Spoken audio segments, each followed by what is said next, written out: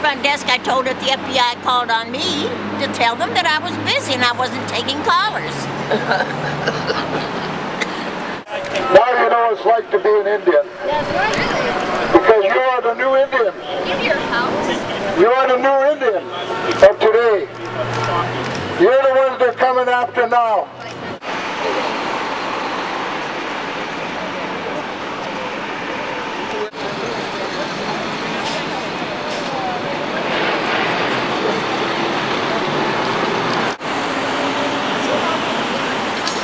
On the sidewalk.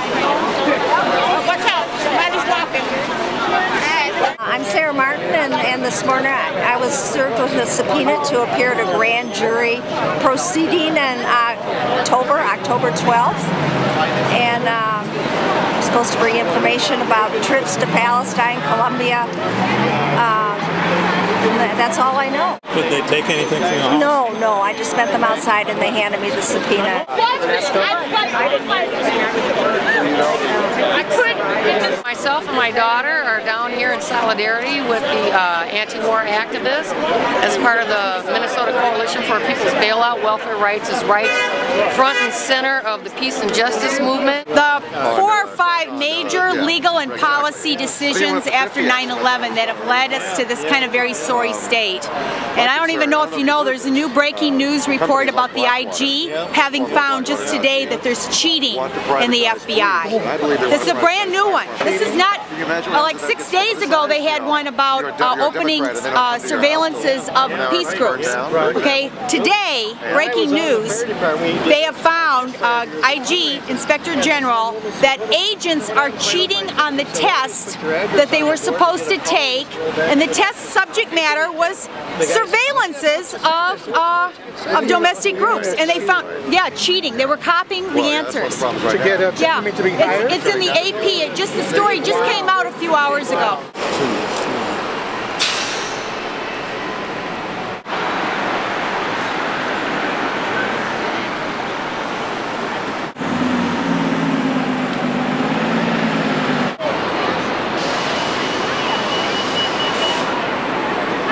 The uptake.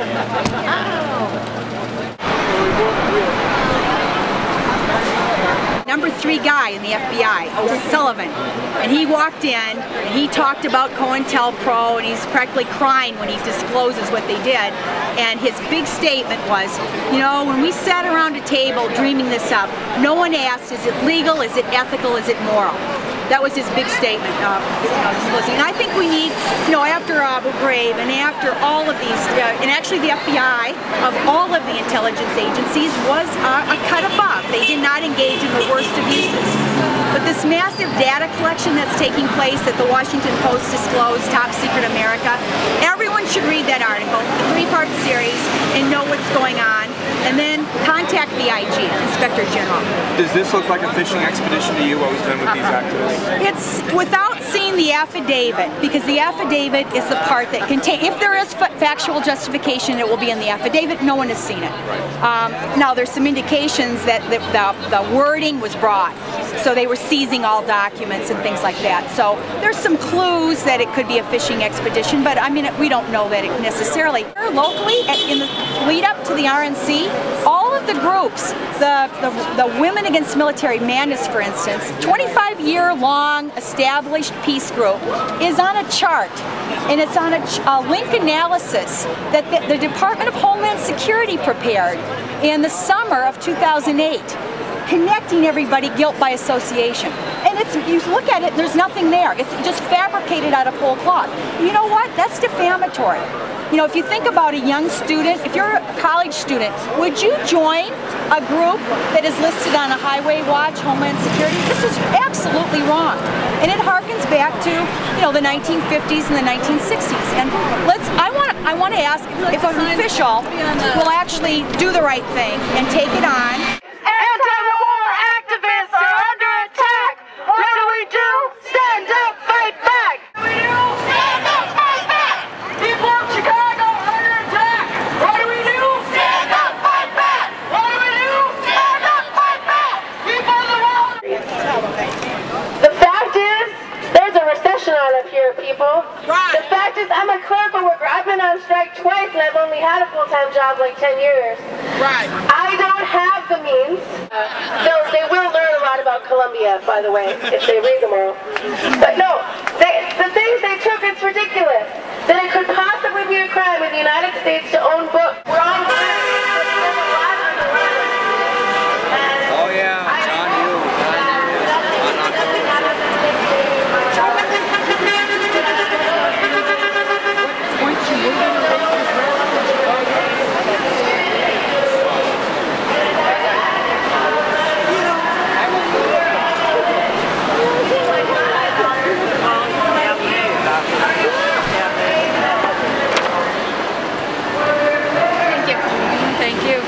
My name is Bill Means, American Indian Movement. You related to Russell? He's my older brother. They'll even fabricate evidence as they did Leonard Peltier. The Wounded Knee cases, 1973, we had over 500 people charged with various criminal charges. We only had one conviction out of 500, and he was a non-Indian. So they have a long history of, they will not only try to stop any kind of dissent, they will create evidence. They will coerce witnesses. They will rig the jury. They will stop at no means in order to try to quell or try to limit dissent against government policy. 7 a.m., much like the rest of the people raided, I awoke to FBI agents pounding on my door. They shoved their way in and handed me a search warrant for all of my stuff. I spent 2.5 hours on the couch in a bathrobe because they told me I couldn't move. I had to go to the bathroom with an FBI agent. And essentially what they're doing is trying to intimidate us. They're trying to say that our beliefs as solidarity activists are criminal, and that is unacceptable. Speaking out for the people of Palestine and the people of Columbia. And I am proud in our own country and abroad, because we know that it's our tax dollars. On Friday morning, when I received a call from Sarah Martin that my friends in the anti-war community, that their homes had been invaded by the FBI, I was appalled and I was shocked. Call our senators and representatives, write letters to the editor, organize protests, rallies, and educational forums. And don't let our elected representatives tell you that they can't do anything, because this is an order of the executive branch carried out by the judiciary. They can do something. They can change the oppressive laws that allow these atrocities to happen. Yes. We must continue to let them know that we are opposed to war. Yes. We are opposed to the killing of innocents. Yes. We are opposed to oppression. Yes. We are opposed to empire. And we are opposed to them raiding the homes of our friends here in the Twin Cities. Our friends whose homes were raided by the FBI on Friday have done nothing wrong. Our friends are anti-war activists, people of conscience who are committed to speaking out against injustice. They are people who have the courage to speak out against the illegal and immoral wars in Afghanistan and Iraq and other wars going on around the world. All right, I'd like to introduce Bruce Nestor, who's a lawyer with the National Lawyers Guild, who was at a conference in New Orleans when all of this went down on Friday. I'm a member of the National Lawyers Guild here in Minnesota, past president of the National Lawyers Guild. I thank Deb for her kind words, but it's really been an organizational effort of the National Lawyers Guild since 1936 to defend the right of people to dissent. We were at our national conference in New Orleans on Friday morning when we received the first phone calls at 7:21 a.m. about the raids in Chicago and Minneapolis and the approach to activists in other places around the country. And you know, the day before, we'd been holding a seminar on the law, the material support law, which is the basis for this investigation and prosecution. And we spent an entire afternoon talking about it on Thursday, only to wake up on Friday and see it being applied in a new and frightening way. Because what we're seeing today, in the past, this is a law that has been used against people that in many cases can comfortably be painted as the other in some way or another. Whether it's Palestinian Americans, whether it's people that can be painted as extreme in their political views. But what we woke up to on Friday morning was seeing the extension of that law to people who are grounded in the political movements that we're a part of, in the anti-poverty movement, in the anti-war movement, in the solidarity movement, in a movement for justice against racism, for gay and lesbian rights, for the rights of women, for equality, for peace, for freedom. And that means that all of us can be targets. These laws started in 1996 under a Democratic administration. They're being enforced now under a Democratic administration.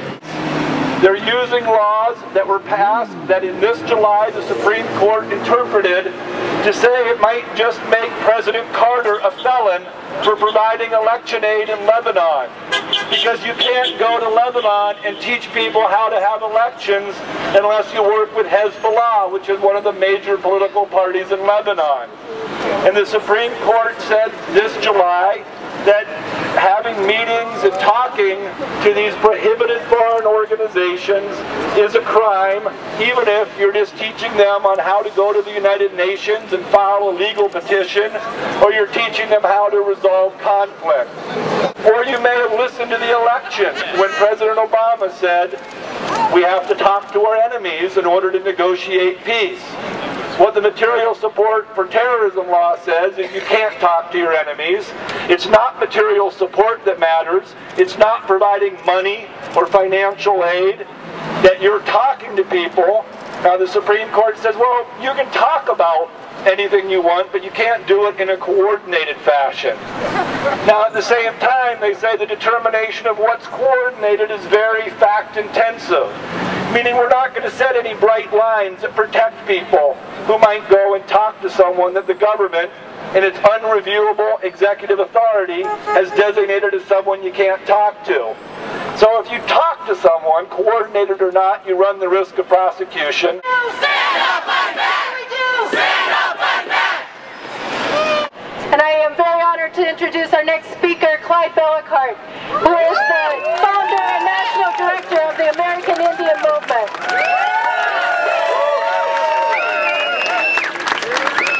My spirit name is Thunder Before the Storm, and I certainly like that a lot better than Clyde. Have you ever been surrounded by the police force? Yes. Have you ever had your house kicked in, your doors kicked in and arrested? Have you ever been told to get on the ground and they handcuff you and mace you? Yes. Has that happened to you? Let's hear it. Has it happened to you? Yes. Now you know what it's like to be an Indian. Because you are the new Indians. You are the new Indians of today. You're the ones they're coming after now. Most racist judge that was trying the case of South Dakota, even he had enough. He called us back into the courtroom. He wanted to bring the alternative jurors that were already excused back to fill that spot. And the federal government, the FBI, the Justice Department, knowing that they were going to lose that case, told the judge they wanted a mistrial. It's estimated they spent over $5 million on that trial here in St. Paul. And the judge had enough. And this is what he said. This is what can happen when our people stand together.